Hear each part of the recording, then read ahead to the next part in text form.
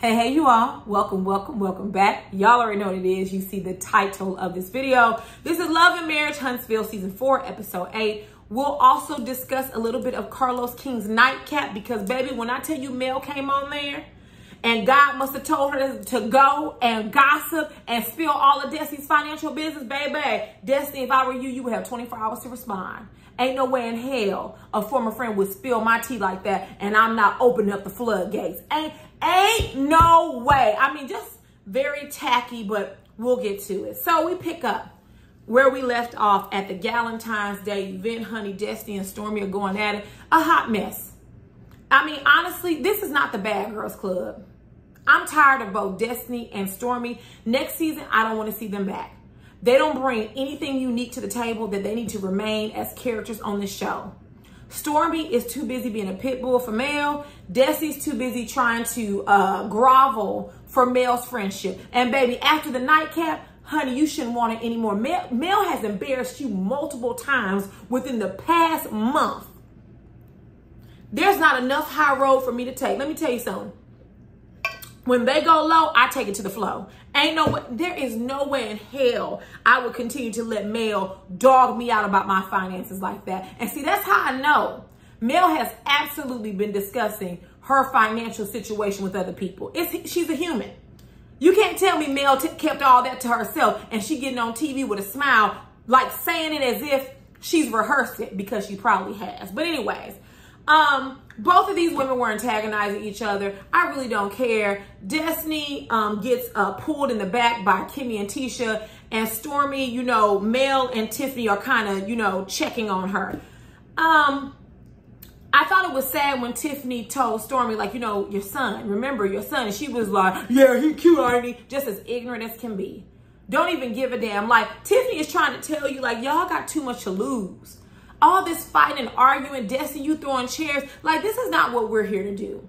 This is supposed to be Love and Marriage Huntsville, and it's giving Bad Girls Club, it's giving Basketball Wives, it's giving Love and Marriage hip hop.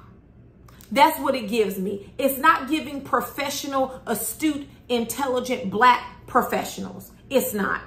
So then Mel, I will say, she told both Stormy and Destiny, like, listen, y'all don't even know each other like that. I don't even know why y'all beefing. Now, Mel, it's obvious the reason they're beefing. Stormy is trying to earn your loyalty and your respect by being a little pit bull for you. And Destiny is upset that she's no longer holding that spot. So you have the old friend that's been kicked out on her ass and in the trash versus the new friend. That's all this is about. That's it. Mel, Maurice says it later, and he was correct. Mel is the common denominator, period. In all of this, Mel, all roads lead back to Mel. I know that's difficult for some of you Mel stands to hear, but he was absolutely correct. So once they calm everyone down, oh no, let me go back. Something that really rubbed me the wrong way. While Destiny was in the back with Kimmy, she said in her one-on-one, you know, Kimmy's the only one. She's one of the few people that can calm me down. That's a problem, mama. That's why they're around here saying you're aggressive. You, at the big age of 39, 40, should be able to regulate yourself and calm yourself down. That's one. Two, she said in her one-on-one that, you know, I'm a lot like Kimmy. I'm a baby Kimmy. No, Destiny, you're not a baby anything. And you damn sure ain't a baby Kimmy. You are an adult. You are not a teen. You are not an adolescent. You're not even in your 20s, your early 20s. You have a baby, but you're not a baby. It's time for you to grow up. It's time for you to put your big girl panties on and stop trying to find women you can shadow under. I would strongly suggest that you join some type of professional organization where you can be mentored personally and professionally, because it seems like that's what you're looking for. Like, you desperately need other women. You desperately need to be accepted by something. Please go in your local community. I know they have a lot of organizations in Huntsville. Go ahead and find one and join, because you can't just keep attaching and latching yourself on other women. It's not healthy. It's just not. Also, something else, when Stormy didn't understand why she was mocking her accent, to the extent that you were interjecting and you kept interrogating Destiny, Stormy, That's why she was mocking your accent. You set that whole thing off. Yeah, that's what's up. How did you think she was going to respond? Was she supposed to sit there? Yeah, that's what's up. You trying to check her.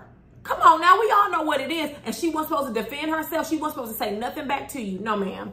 This whole I'm innocent and not taking accountability from Stormy, from Mel, time's up for that. I'm not going to sit through this show while these two women gaslight the audience as if they didn't do anything. Bullshit. Now, we move on to the next melee. Let me tell you something, Tisha. Tisha, I don't know where this Tisha has been at. I don't know if she had to sit with herself and think about it. But baby, when Tisha came through, she came through. The reason why Mel got up from that table running out and had to put her dog on a leash and scurry out of there is because Tisha got her straight together. And no lies were told. So let's go ahead and smooth on into it. So Tisha is like, listen, Stormy, don't your ass drink no more. I don't care if you just had one drink. You don't need anything to drink if y'all gonna act like that. We got people throwing chairs and cussing and hollering. No, ma'am. And so she was like, I don't even know why all this went downhill because, you know, even like with you, Mel, like you called me out my name. Like, where did we go wrong? Long story short, Mel was like, we went wrong because you called me a bad friend at the reunion. Tisha's position is, I didn't just offer my opinion. Carlos asked me. They rolled the beautiful bean footage. Yes, Carlos did ask and nudge and prod Tisha for her opinion. However, to be fair, you did roll your eyes very hard. And I can't say that if I were Mel that I wouldn't have acknowledged it because you literally went, it was a hard roll. So you did contribute to it, but you're right. Carlos did not. Carlos did ask you because even she said, you know what, let me stay out of it. This is between them. And he nudged you again and asked you again. So he kind of really threw you under the bus, Tisha. No shade, but he did. So Mel makes a good point, but I can see it from both her and Tisha's perspective. Mel says, well, how could you think we're moving forward if you don't think I'm a good friend? That's actually a very good question. But I can see it from Tisha's perspective or from a different perspective, which is, I feel like that's a critique. If I'm trying to move forward with you in our friendship, then we need to be honest about what got us here. Why are we no longer friends? Part of it is, in Tisha's experience, you only come around or call when you need something. When Martell is cheating you calling her every day, sending pictures of the BMW he supposedly bought coleslaw, you doing all of that. But once you get yourself together, you no longer need to call. I think that both of them can have those critiques about each other and about their friendship. It's called being honest. So I really don't see a problem with the question Mel asked, but I don't see a problem with that position either. Like, listen, that's a critique on our friendship and what I experienced and why moving forward, we can't have that occur because that's not going to work for me, right? So Mel also says that Tisha keeps coming off aggressive. She came off very aggressive during the reunion and during this event, which we have to stop throwing that word around. If we're not going to acknowledge and take accountability for everyone's behavior, because all of you, with the exception of Tiffany, were aggressive at that event. Every single last one of you. Just because you weren't throwing a chair doesn't mean you weren't being aggressive. Mel, you called Tisha out her name. Unprovoked. All the woman said was, no, that's not fair. And the next thing you know, bitch. Mel loved to say, God said go. I guess God said go and call that woman a bitch too, huh? Yeah. Y'all need to stop throwing God up in the middle of your BS and just own your, like Tisha said, own your shit. Own it. And so Mel says, you know, the reason why Marcel's name keep coming up is because he keep doing stuff that's on the internet. Fair assessment. Because she compared it to her and Martell. For the past 3 seasons, Mel and Martell's dysfunctional relationship carried the show. She's absolutely right. Mel is absolutely right. And it was fodder for the public. She's 100% right. Now, here's where things get wonky. The editing to me was very poor on this because the conversation that we saw, those weren't responses. Those responses didn't line up. So I'll give you an example. Tisha says that when they went live, her and Marceau, they were defending what Mel would say about them. Mel's response was, no, ma'am, tell me a time I've ever lied. That didn't line up for me. So there's a whole lot edited out of here, and we're just going to do our best. So Tisha said, listen, I guess they get on the topic of Mel and Martell's relationship. She said, listen, you been knew Martell was cheating.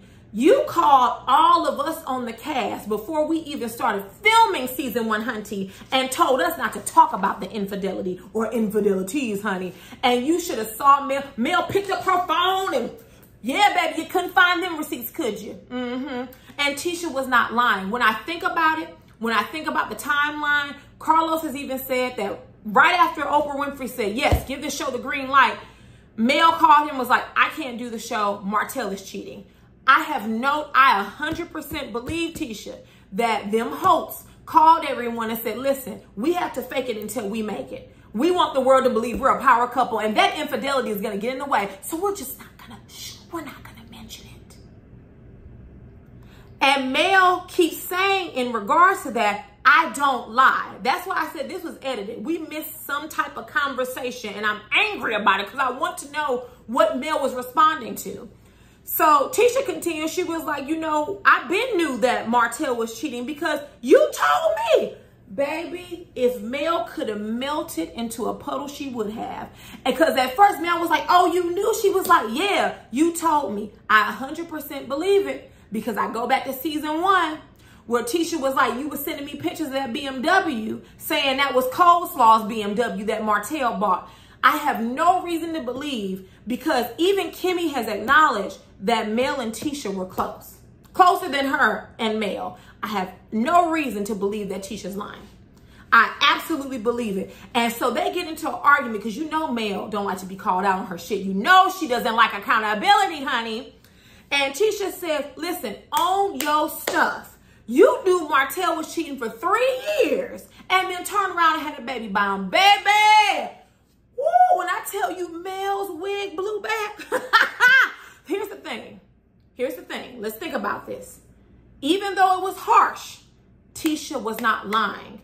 Kimmy said the same thing to Mel 3 or 4 episodes earlier. I didn't review that episode, but it's when her, Kimmy, Stormy, and Mel went out to lunch and they all were dressed in black. Remember when Mel was trying to, you know, Mel's controlling and, you know, well, if I don't show up to the party, are you going to turn around and invite Martell, which was none of her damn business. Well, I tried to tell you about Martell, Kimmy, but you didn't want to listen. And what did Kimmy say to her? She put it very tastefully. She said, well, you know how Martell is. Even with you, he would turn on that charm and then you all would, you know, you all would reconcile and get back together. She was basically telling her what Tisha said. You can't sit here and hold all of us to the fire and tell us not to associate with Martell now because you're finally done with him. You can't do that. You talking about everyone else's marriage, but you knew that man was cheating and you continue to be sexually active with a man who was spreading his raw peen around town. And then you became pregnant by him, not once, but twice, because I remember there are 2 versions of this story. According to Mel, they had Sugar Mama, and then right when she decided to leave, she was pregnant again and she got an abortion. Let Marceau tell it, or not Marceau. Y'all know what I mean. Let Martell tell it. His version of events is Mel had an abortion, then they had Sugar Mama, and then she had another abortion. I don't know who's telling the truth. Somewhere in the middle is where the truth lies, but we know for a fact she had Sugar Mama and she had an abortion. And simultaneously, remember, Coleslaw is having an abortion, and then boom, her child enters the chat. You said on the reunion, Martell was cheating with multiple women. Coleslaw was just a regular.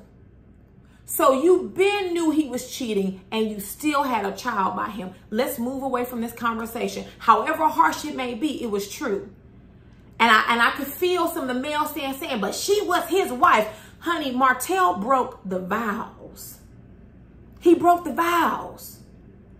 Even if Mel wanted to work on the marriage, fine, she's free to do that. Not something I would have done, but that's her business. That's her marriage. She can. I would not have been sleeping with my husband knowing that he's spreading himself thin around town with multiple women. You can reconcile and work on reconciling without having, in the words of Trina Braxton, a sexual transaction. So, you know, Tisha told her right. And Mel responded with, well, you know, your husband cheating every day. You didn't leave. Mel, you've been in the same position. And let me tell you something. If it wasn't for this show, you would still be with Martell. And that's the truth. Let me tell you something. Evelyn Lozada did the same thing. And she admitted as well. She said, had the abuse not been made public, she would have still been with Chad. Eventually, Mel probably would have left, but she would have left as soon as she did. It's pressure. You know, you're on TV. People are providing you feedback and harsh criticism. And so she finally made a leap. Good for her, though. Good for her, because Martell does not deserve Mel. But let's not play these games. And so when Mel said that Marceau was cheating, Tisha, for the 300th time, said, prove it. Where's your proof? Honey, Mel was going through that phone and she was sliding and she was hitting it. Couldn't find a damn thing. And when she couldn't find a damn thing, she got up and said, check YouTube. Which, honey, in the words of Nene Leakes, what do we have to do with this? You see how we get thrown in the middle? Like, don't tell Mel to come over. Don't tell Tisha to come over here, honey. Okay? But it was really interesting to me that Mel told Tisha that, because I think my eyes opened to how much these reality stars, how into social media and YouTube they are, and how much it runs their lives. Because if Mel had actual receipts, she would have pulled them up or she would have said it. This whole thing, go down to the bar or check YouTube, that's not a direct response. Tisha asked you and you couldn't even answer it. So sad. So, you know, Mel, she said, come on, Stormy. And Stormy said, and followed behind her. And, you know, Mel was like, I need to leave because I have future and current partnerships I'm not going to risk, because I would have been in jail. Honey, you wouldn't have been nowhere. You would have been doing what you're doing now, scurrying your ass up out that event. Moving on. Next, we get to Kimmy's birthday. Maurice, silly self, surprises her with breakfast in bed and then surprises her with a knife in her back. Oh, let me tell you something. When Maurice called Martell and was like, hey, it's Jalen's housewarming. First of all, Jalen's not even your son. He doesn't call you daddy. He doesn't call you pop. He calls you by your first name, Maurice. So to think that you had the unmitigated gall and the testicular fortitude to be upset that Kimmy didn't want Martell there, Jalen is her son. He has a say and she has a say. You stay out of this. And the fact that you picked up the phone and threw Kimmy under the bus and then you called yourself checking Martell and her, oh no, ma'am. I would have taken that trip to Miami. I would have gone by myself, or I would have bought a little mashed potato on the side, if you know what I'm saying, Kimmy, honey, because these Scott brothers just can't be trusted.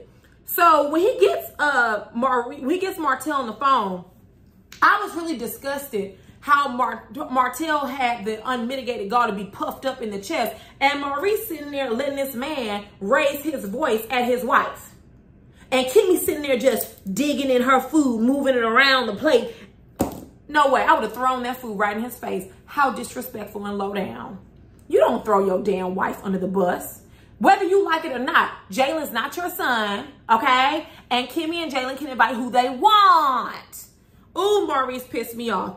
And Martell gonna ask her, well, how come Mel got an introduction before I did? I said, introduction? Martell, do you mean invitation? Oh, that's why you didn't pass that builder's license, okay? That's why you ain't got it now. That's why you have not passed that test. So Maurice does say something that was true, though. He tells Kimmy that the reason why Martell should be invited is because he's not going to fight with anyone. If Mel is invited and she shows up, she's going to fight or cause fights with everyone. I know this is tough to hear for the melodramatics. Maurice was right. And when he started to list things out, I couldn't do anything but bob my head. He said Mel would get into it with Martell. She would get into it with Tisha. She would get into Destiny. And then you got Stormy, her guard, who would get into it with folk because Melody's into it with folk.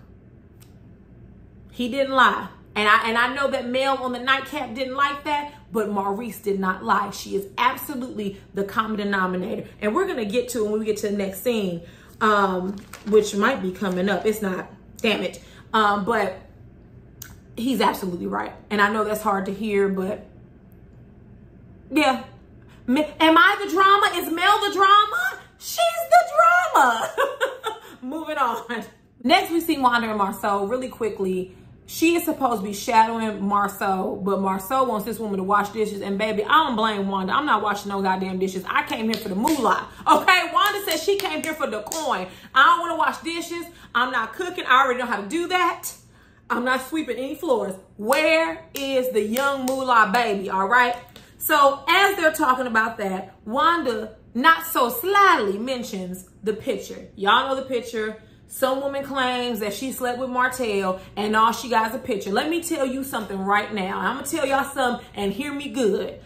If Marceau is cheating, I am going to need a smoking gun. I'm not saying that it's outside of his character to cheat. I'm saying I need direct evidence. You know, we're going to take it back to Potomac with Michael Darby. Remember that picture that girl took of him when he went to Atlantic City, wherever he went to, that he was sleeping with? And she took a picture and it literally was his face. You could not deny, and Ashley could not deny, that that was Michael M. effing Darby. That is the type of proof that I am going to need. You taking a picture of someone's back and then saying this is Marceau. If he was asleep, why didn't you slyly jolt out of bed, tiptoe your way around the other side of the bed, take the picture, and lay your behind down? See, no ma'am, absolutely not. Now, I know somebody's going to say, oh, well, you know what your man looked like. Let me tell y'all a story. Let me tell y'all two stories real quickly. When I was in high school, I played basketball. We had a tournament at another school. There's two teams playing on the court. We were next. I'm sitting there looking at the game with my teammates. And there's this girl running up and down the court who looks just like me. To the point that everybody was like, do you know her? She's your family? Literally. And when the game was done, her and I locked eyes. I could not believe I had a doppelganger from my head to my tippy toe. That young lady looked just like me. If someone would have came and said, Canary, this is your long lost twin sister, I would have completely believed it. Looked just like me. I have never seen anything like it. It was almost scary. I thought I was in the middle of a Twilight Zone. 2, I saw a picture of a man in a photo that looked just like Mr. Canary. It was a side profile, thick wavy hair, glasses, beard, polo. But for the fact my husband was sitting right there with me, I would have thought it was him. But for the fact. Now, let me say this. If someone took a picture of my husband's back, would I know it? Yes, but that's because my husband has some very distinguishing marks on his back. So you can't deny those. It's almost like someone taking a picture of me and you see my tattoo. Like, I mean, that's obviously me. Like, he would know that. My point is this. I'm going to need, and I agree with Tisha, if this is all you all have at 4 years, y'all need to stop talking, because them is some pathetic receipts. I need a facial picture. I need a Michael Darby Potomac picture to be like, yep, nail and coffin, Marceau cheats. I'm not saying that I can't see it within him. What I'm saying is there's no smoking gun. And until there's a smoking gun, all this is just fodder and gossip. But Marceau doesn't help himself, because when Wanda talks to him about, he's like, you know, I don't know what my back looks like, which, shut up, Marceau. You know exactly what your damn back looks like. You have a mirror somewhere in that house of yours. Then he says, well, yeah, I was at ATL on January 4th with a friend, but he never says whether that friend was a male or a female, and that's purposeful. To a certain extent, Marceau is a troll, and I don't know which one is worse, because if you know you're not cheating, why do you keep being vague and ambiguous and implying but not implying? Like, why would you torture your wife like that? Because you know it bothers her. But on the other end, if you cheating, damn. Damn, like, all of it is messed up. So then Marceau was like, listen, whether I'm lying or telling the truth, my story is never going to change. See, he keeps playing with his words. And then lastly, he says, listen, there will never, ever, get on my level. He said there will never, ever be a single receipt of him cheating. And see, here's the thing. Once again, it's that ambiguousness, right? Because you could take that to mean that because I don't cheat, there will never be a receipt of me cheating. Plausible. But then you could take it the other way that, yes, I cheat. But baby, my stuff is sealed up and you will never catch me. So, you know, Marceau, he's playing a dangerous game, baby, because Tisha already said, if you are cheating, I find out, I'm going to take you for everything you have. And baby, the Bible says, okay, there is life and death in the power of the tongue. So we shall see. Moving on. Next, I'm going to try to call Stormy her real name and not call her Pitbull because that is not nice. Stormy and Mel meet and it is team lack of accountability. Like, Mel really does believe me and you walked in there and we were positively crazy.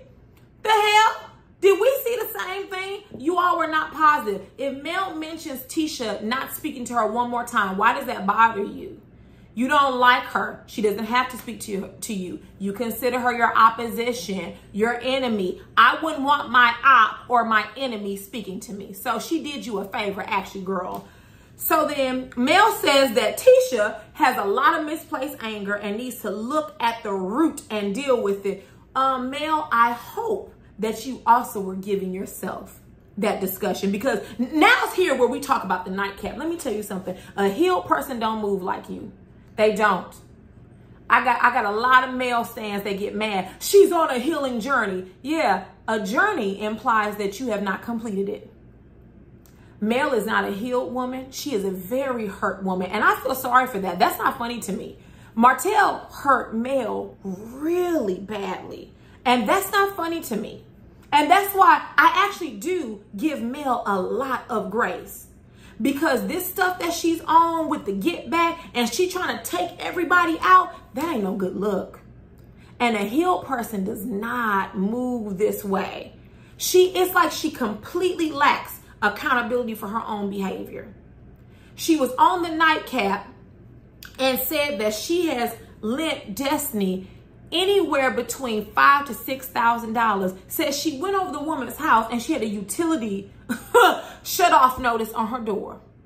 And at first, I thought Mel was giving an example because she said, you know, the type of friend I am, if I come over your house and I see a utility notice on your door, if I got it, I'm going to take care of that. See, I'm the dumb one because I thought she was just throwing out a hypothetical. But baby, let me tell you something about Carlos King.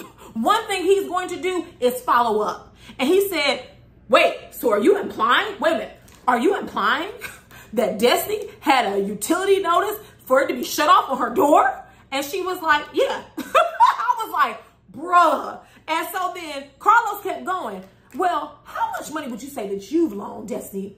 And she said anywhere between 5 and 6K. That is a dirty, low down, dirty friend.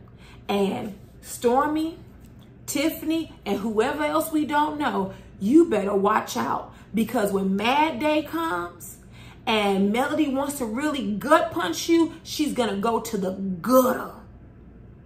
And that is so disgusting. I don't want to hear no more about God saying go. I don't want to hear no more about them Bible passages you love to quote when you get on live. I don't want to hear it. You might as well toss that shit in the trash can. Because God must have told you to go and talk about that girl, huh? Is that what God told you to do? Did God tell you that was the Christian thing to do? For you to sit up here and talk about this woman's finances? We all know that Destiny is in a predicament. I think that's more than fair for us to say. It was not your job to get up on, I almost said Watch What Happens Live, to get on the nightcap and tell everybody how much money you have lent her. Because when you do something, you're supposed to do it from the heart, with no expectation of it being returned. And that just proves that you didn't do it from the heart. Woo, Jesus. You gotta have some tough skin to be one of Mel's friends. Destiny, if I was you, I would spill every single drop of tea. Just me. You're not gonna talk about me like that. You will not embarrass me and try to drag me down. Father and the girl is already drugged down to the point that she can't pay a utility bill, Mel. She already is in a bad situation. And you just gonna drag her down further. Oh no, ma'am. Destiny, if I was you, I'd be releasing pictures and because there's no coming back from that. Like, there's no coming back. I mean, and let me say this. Shout out to Mel for having $6,000 to lend somebody, right? So shout out to her finances, okay? You can't just pull out. You can't just put your former friend's business out there. Like, that's her financial business. You could talk about her looks. You could talk about a lot of things, and you chose to bring up this woman's personal financial business. Mel, you were low down and dirty, honey. Yes, you are. Stormy also is completely absolving herself of any accountability. She was like, you know, how did it go from me asking questions to her mocking me? Baby, you left out a lot that occurred in between there. You were interrogating and antagonizing her, and interrupting and involving yourself in conversations that were none of your business. So Mel reveals that Destiny called her and that she wants her to arrange a meeting with her and Stormy. Destiny, you are pathetic at this point. You calling Mel because you thought that you all connected when she came and checked on you in the back. And you see what this woman had done for you to spread your business across the internet and the television. Live TV. Well, it may not be live. It may be pre-recorded, but you get what I'm saying. Ain't no way in hell I'll be calling that woman. There would be no way in hell I'll be ringing her phone for a day. I don't care if I had to scrub toilets for a living. I wouldn't call Mel and ask her for 2 pennies. Low down and dirty. Mel says that Destiny is aggressive. We already know. We've already discussed. That's been asked and answered. And Stormy said, yeah, I'll meet with her, but there has to be security. There has to be security because Stormy's going to what? Beat her up? And that's not aggressive. Honey, we got 2 hypocrites right on our TV screens every Saturday. Moving on. Really quickly, we're going to fly through these next 3 scenes. So Wanda meets with Tisha basically to tell her, listen, Marceau said he went down to Atlanta on January 4th with a friend. And when Wanda revealed that information, Tisha said, oh, you didn't know about the friend part, boo. Let me tell you something. That might have been the receipt that Mel was scrolling through. You know when you mad and can't find something, you be scrolling up and scrolling down. Baby, Tisha did not know about that little one, did she? She did not know about that. And Tisha keeps saying, I'm not naive. But Tisha, you have appeared that way for so many seasons.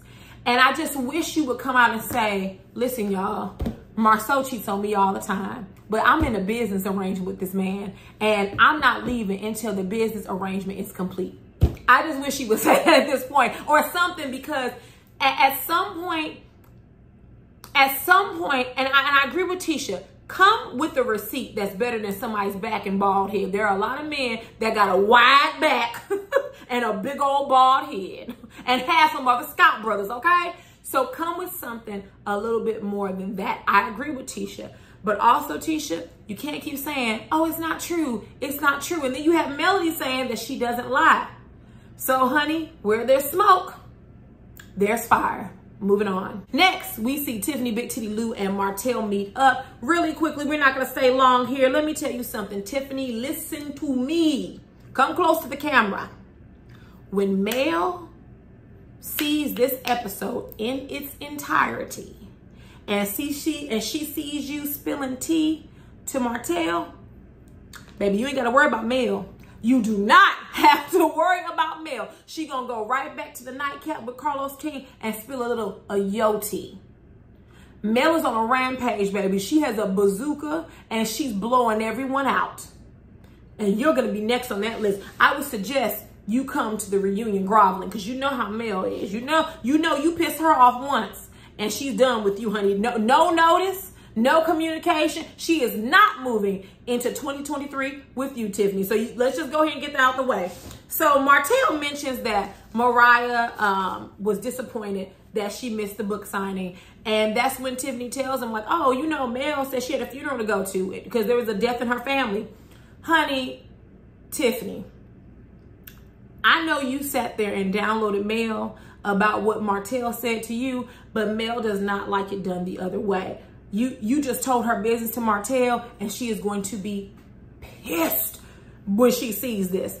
And, you know, Martell goes, you know, we can't even co-parent. We don't have a good relationship. There's no communication. It's not we, it's her. She doesn't communicate. I always give her respect. Let me tell you something, you low down, dirty. You cannot talk about respect. Respect doesn't even exist in your vocabulary, Martell. Not at all. This whole thing has occurred. It is a direct result. It is a chain reaction to you cheating in your marriage. You disrespected Mel. You embarrassed her. You humiliated her. You had a child on her. And you want to talk about respect? Honey, let me tell you something. You and Coleslaw did that Tasha K interview. At that time, that was the nail in the coffin. There is no hope for there to be a harmonious co-parenting relationship, and that's your fault. That is your fault. Because Erin, she's got the brain of a bird, or I should say a rock. She's not that bright. Two-parent household, okay? So I know you had something to do with that whole little setup of that interview and funneling of tea and information. And you thought Mel would speak to you after that? No, sir. No, sir. You can stop painting this situation out to all be Mel's fault. This is your fault. You ruined your family. Deal with it. So then Tiffany downloads Martell on the Galentine's Day event. And honey, let me tell you something about Martell. He told her, he said, as soon as Stormy starts saying no to Mel, she's going to drop her as a friend too. And let me tell you something, you give it a little while longer and you won't be one either. And baby, let me tell you something, Martell lies a lot. But when he does tell the truth, he tells it, baby. He was absolutely right. Stormy, when you stand up to Mel and you can't do something for her, you're going to be excommunicated, and so will you, Tiffany. Now, lastly, Martell invites Lulu to ATL.